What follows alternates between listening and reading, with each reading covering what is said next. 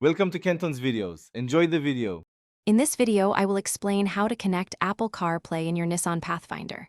First, confirm your iPhone runs iOS 7.1 or newer for CarPlay compatibility. Next, ensure your Pathfinder is running and safely parked. Then, find the USB port, typically located in the center console or near the dashboard, which is essential for a wired connection. This initial setup ensures a smooth and successful connection process. For a wired connection, always use a genuine Apple Lightning to USB cable. Connect one end to your iPhone and the other to the Pathfinder's USB port. The infotainment system should then display a prompt to enable CarPlay. Accept any on-screen requests to allow access and complete the pairing.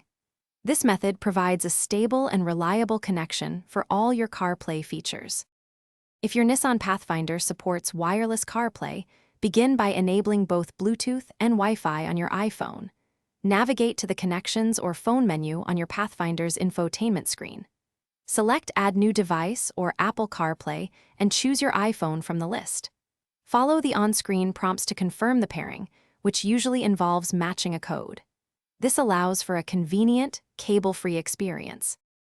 If you encounter issues, first try restarting your iPhone and the Pathfinder's infotainment system.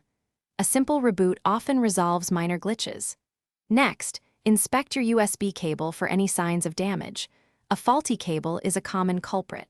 Also, verify that CarPlay is enabled in your iPhone's screen time or general settings. These steps can help you quickly troubleshoot and get back to enjoying CarPlay.